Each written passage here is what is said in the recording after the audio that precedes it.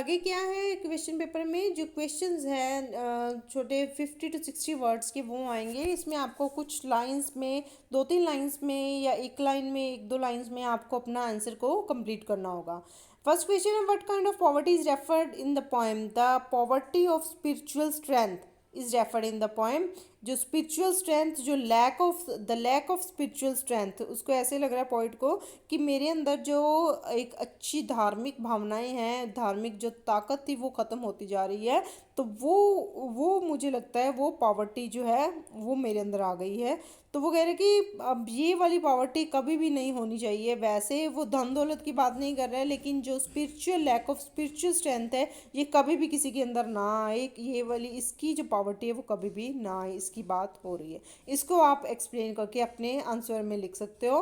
What are the two things that the poet wants to avoid? Two things कौन सी है जिसको कि, दो चीज़ें कौन सी है जिसको ऑथर अवॉइड करना चाहता है? He wants never to disown the poor and bend my knees before insolent mind. जो वो चाहता है कि जो पुअर है उनको उनको कभी भी वो किसी तरह से डिसरिस्पेक्ट ना करे, कोई रूड बिहेवियर ना करे, उनके साथ कोई बुरा बर्ताव ना करे। वो नहीं चाहता कि जो लोग पावरफुल हो जाते हैं, जो अमीर हो जाते हैं, जो किसी भी तरह से उनसे अपर ग्रेड पे हैं, वो कभी भी अपने लोअर ग्रेड के जो पीपल हैं उनके साथ कोई भी बुरा बिहेव करे। वो इन चीज़ों को अवॉइड करना चाहता है, इनसे दूर रहना चाहता है। Next, why does the poet recommend newspaper from home coming से लिया गया है। तो वो न्यूज़पेपर, इस सारे पोइम में यही बात होती रही है कि वो न्यूज़पेपर, वो अपने जो लोग हैं तमिल लैंग्वेज को भूलकर इंग्लिश लैंग्वेज की चेन्स में बंध गए हैं। तो वो इससे वो बहुत दुखी है जो उत्तर है। तो वो रेकमेंड क्यों करते हैं न्यूज़पेपर्स? क्योंकि इसमें तमिल लैंग्वेज यूज़ की गई है। तो उसे ऐसा लगता है कि जैसे इसमें अपनापन है, ऐसे लगता है कि जैसे मुझे स्लेवरी से फ्रीडम मिल गई है। तो इसलिए वो न्यूज़पेपर को रेकमेंड करता है कि सभी को न्यूज़पेपर पढ़नी चाहिए। सेटिंग ऑफ द पोइम, इस पोइम की फ्रॉम होम कमिंग की सेटिंग क्या है? इसके बहुत सारे वर्ड्स और रेफरेंसेस हैं, उनको देखकर हमें पता चलता है कि ये सिटी की सेटिंग है। जैसे traffic light, climbing stairs, flat road, जो मैट है, जो फुट मैट है, ये सारी चीज़ें हमें सिटीज़ में ज़्यादा देखने को मिलती हैं कंपैरिजन टू विलेज या टाउन। तो वो इससे पता चलता है कि ये सिटी की सेटिंग है। This is the setting of the poem. The setting of the poem is city. और इसके रिगार्डिंग आप कुछ वर्ड्स या रेफरेंस जो मेटाफर्स वगैरह यूज़ किए हैं वो भी लिख सकते हो।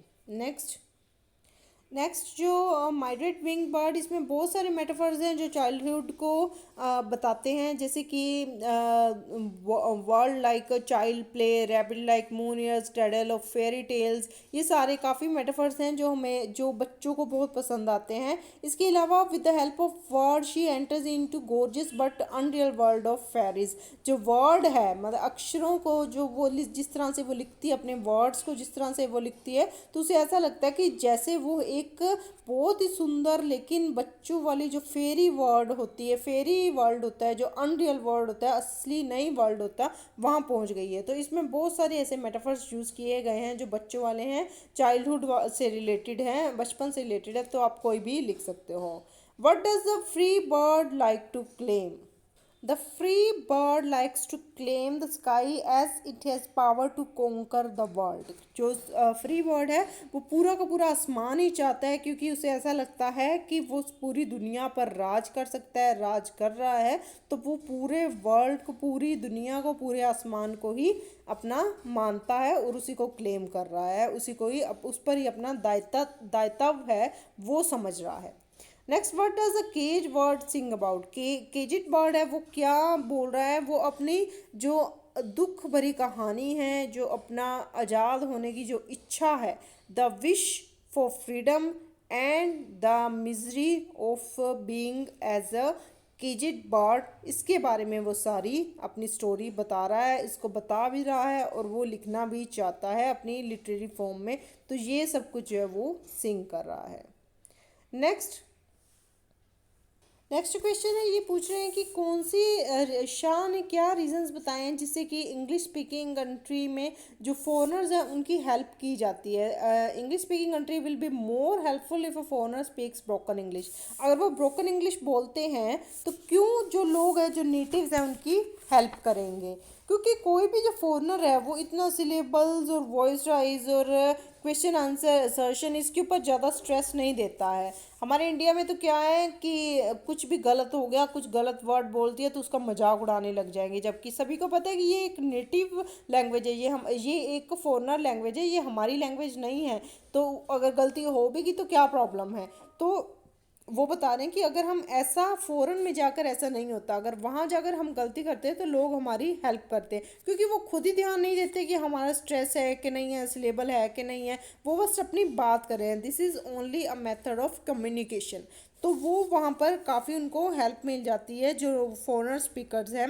नो फोन, इसको आप क्वेश्चन अगर आप बुक में से ही देखना चाहते हैं तो पेज नंबर 58 पर लास्ट में है paragraph. No foreigner can ever stress the syllables and make the voice rise and fall in question answer, assertion and denial, in refusal and consent, in inquiry or information exactly as a native does. Therefore, the first thing you have to do is to speak with a strong foreign accent and speak broken, that is English without any grammar. Then every English person to whom you speak will at once know that you are foreigner and try to understand you and ready to help you. यहाँ पर वो कहते हैं कि जो अगर आप अपनी इंग्लिश बोलने की प्रैक्टिस करते हो तो लोग आपको हेल्प करने के लिए भी रेडी हो जाएंगे। He will not expect you to be polite and to use elaborate grammatical phrases. कोई भी आपसे ये एक्सपेक्ट नहीं करेगा कि जैसे हम बोल रहे हैं इंग्लिश वैसे आप बोल लो, वैसे फ्रेजेस यूज़ करो, वैसी ग्रामर यूज़ करो। नेक्स्ट ह्यूमर, इसमें हास्य रस, जैसे कंजूर रिवेंज जो चैप्टर, इसमें किस बात पे सबसे ज़्यादा हंसी आती है। तो ह्यूमर क्या है कि जो क्विक मैन उसको स्पॉइल करना चाहता था, डिस्ट्रॉय करना चाहता था उसके एक्ट को, एंड में कंजूरर ने उसकी ही सारी चीज़ों को स्पॉइल कर दिया, उसी को ख़राब कर दिया सारी चीज़ों को। The quick man sitting in the audience is the main source of humour in the story. He consider himself he consider himself to be a very smart and intelligent person, very smart and yes, of course, intelligent person. He tries to belittle and taking his revenge. The conjurer breaks his solid watch, punches holes in his handkerchief, crushes his silk hat, burns his collar, and smashes his spectacle. This this was done with Quickman's permission, so it produces a great humor in the story. क्योंकि ये सब कुछ उसकी permission से हुआ था तो इसलिए रीडर्स को ये पढ़ने में, ये देखने में बहुत मज़ा आता है कि जो क्विकमैन उसका सब कुछ ख़राब करना चाहता था उसी से परमिशन लेकर उसी की सारी चीज़ों को कंजरर ने ख़त्म कर दिया, उसको डिस्ट्रॉय कर दिया। नेक्स्ट ये टॉपिक है, इन पर आपको पैराग्राफ लिखने, ये आपकी बुक्स में दिया होता है। नेक्स्ट जो पैसेज है ये फिर से वही पैसेज आ गया जो प्रिंसिपल्स ऑफ गुड राइटिंग का।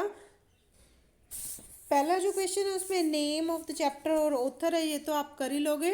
Next, what should one try to develop, किसी पर्सन को क्या अपनी राइटिंग्स में डेवलप करना चाहिए, कुछ बनाना चाहिए। One should try to develop a warm human understanding of people. जितना ज़्यादा लोगों को समझेगा, उनकी प्रॉब्लम्स को, कोई पर्सन उनके जॉयज़ को, सोरोस को इनको समझेगा, उतनी ही उसकी राइटिंग और अच्छी होगी, क्योंकि वो लोगों से कनेक्ट कर पाएगा, उसकी राइटिंग ऑडियंस तक पहुंच पाएगी, रीडर्स तक पहुंच पाएगी, उनसे कनेक्शन फील होगा, तो इसीलिए उसकी राइटिंग्स के सक्सेसफुल होने के चांसेस बहुत ज़्यादा हैं।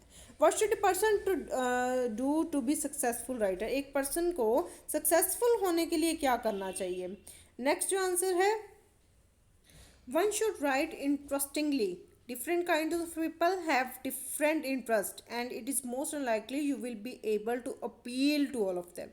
जितना ज़्यादा you should appeal to all of them, जितना ज़्यादा आप उनको अपील करोगे, जितना ज़्यादा उनसे कनेक्शन फील करोगे या खुद भी उनसे कराओगे, उतना ही ज़्यादा आपका सक्सेसफुल होने के चांसेस ज़्यादा हैं। What has he to know exactly एक पर्सन को क्या पता होना चाहिए। एग्जैक्टली तो what type of reader you are writing for. अगर आप छोटे बच्चों के लिए लिख रहे हो और उनको बड़ों जैसी बातें कर रहे हो तो ये भी आप नहीं अपील कर पाओगे, उनसे कनेक्शन नहीं कर पाओगे। और अगर आप बड़ों के लिए लिख रहे हो, उनसे छोटे बच्चों वाली बात कर रहे हो, ये भी उनसे नहीं हो पाएगा। तो कौन से रीडर्स हैं, कौन से ऑडियंस है जो आपकी बुक्स को पढ़ रहे हैं, अगर आप इस बात को समझ के लिखोगे अपनी राइटिंग्स को तो ये उनको बहुत ज़्यादा अपील करेगी। Exactly what kind of things interest such as a reader, एक रीडर के क्या क्या इंटरेस्ट हैं, कैसी उसको चीज़ें पसंद है, ये सब आपको पता होना चाहिए। How can we know what interest other. अब ये नेक्स्ट क्वेश्चन आ जाता है कि हमें पता कैसे हो कि उनका इंटरेस्ट क्या है। बाय केयरफुल रीडिंग मैगजीन्स, अपनी अवेयरनेस को आप बढ़ा सकते हो। जितना ज़्यादा आप अपनी अवेयरनेस को बढ़ाओगे, रीडिंग्स अपनी मैगजीन्स पढ़ोगे, न्यूज़पेपर्स वगैरह पढ़ोगे, न्यूज़ देखोगे, तो आपको पता चल जाएगा रीडर्स को क्या पसंद है। नेक्स्ट ग्रामर पोर्शन स्टार्ट हो जाते हैं। अगर आप इसकी डिटेलिंग में चाहते हो कि मैं वॉइस नरेशन या ये जो ट्रांसलेशन है, डिटर्मिनर्स है, इसकी डिटेल में आपको सब कुछ समझा दूँ, तो ये आप मुझे कमेंट बॉक्स में जाकर कमेंट कर सकते हो। मैं आपको इसका सारा डिटेल्ड जो वीडियो है वो बनाकर आपके सामने प्रेजेंट कर दूँगी। Next change the voice first है, ही गेव मी 20 रुपीज़। इसकी चेंज द वॉइस होगी, I was given 20 rupees by him. Next, you have to do it. It has to be done by you. Next, I must sign the will. The will must be signed by me. Next, do you know his brother? Is his brother known by you? Next, determiner. Please give me money. Money uncountable है, तो इसके लिए हम some any use कर सकते हैं. Please give me some money. 12 inches make 1 foot. Make a foot, make 1 foot, दोनों ही सही है। हर फादर वॉज एमिनेंट है, तो ऑब्वियसली इसके आगे एन आएगा। Her father was an eminent artist. He took of, जो पोजेसिव डिटर्मिनर, जो मतलब उनकी पोजेशन, उनकी चीज़ों से रिलेटेड है किसी की, तो उसकी जगह पर यूज़ हो जाता है he took off his coat and set to work. ये पोजेशंस के रिगार्डिंग होता है।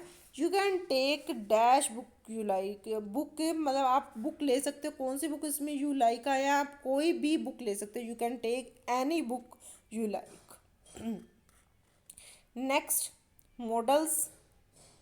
It will rain, it is so sultry. Sultry means उमस भरा। जब ऐसे ह्यूमिडिटी वाला मौसम हो जाता है, बहुत ज़्यादा हुमस हो जाती है, तो उस टाइम रेन होती है। तो ऑब्वियसली ये क्या बात चल रही है कि सल्ट्री उमस भरा मौसम हो चुका है, तो मतलब रेन आएगी। It will rain, it is so सल्ट्री।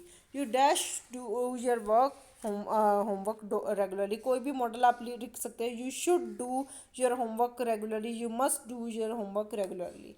I think I dash gonna, I think I should gonna, I think मुझे अभी चलना चाहिए। Dash type 90 words in a minute. ये थोड़ा कन्फ्यूजन है इसमें, इस सेंटेंस में यहाँ पर ये आ सकता है। Dash type 90 word, must type 90 words in a minute. Next, the conjurer dash have must have concealed it up his sleeve. The conjurer must have concealed it up his sleeve. Optimism next synonyms. Optimism आशावादी, hopefulness idealism, कुछ भी आ सकता है। Mild मतलब soft सा, ज़्यादा जो तेज नहीं होता। Gentle soft। Fresh जो बिल्कुल नया है। New recent latest। Next, empty खत्म, वेकेंट जो मतलब ख़त्म हो चुका है, जिसकी जगह खाली है। अग्री, अग्री मतलब तैयार हो जाना, साथ में सहमति हो जाना, कॉन्सेंट, तो ये इसके सहमति से मतलब है। ट्रांसलेशन, उसने बुरी आदत छोड़ दी है। He has given up a bad habit. Next, क्या उसे कोई नौकरी मिल जाएगी। Will he get any job. Next, हमने अपना खेत में कुआं खोदा है। We dug a well in our field. Next, वह अपने स्कूल समय पर नहीं पहुंचा। He doesn't reach he school on time. Next, नेताजी भाषण दे रहे होंगे। The leader will be giving a speech. Next, माली ने पौधों को पानी दे दिया। The gardener water the plants. So friends, यहीं पर ही ये सारा जो आपकी जो डिटेलिंग है इस क्वेश्चन पेपर की वो ख़त्म होती है। आपको कुछ और भी चाहिए तो आप मेरे को कमेंट बॉक्स में बता सकते हो। और अगर आपको ग्रामर पोर्शन या किसी भी पार्ट का कुछ भी डिटेल चाहिए तो आप बता सकते हो मेरे को। प्लीज़ मेरे वीडियो को लाइक शेयर कीजिए, मेरे चैनल को सब्सक्राइब कीजिए। मैं आगे भी सिलेबस की रिगार्डिंग सारी वीडियोज़ लेकर आती रहूँगी। Thank you so much.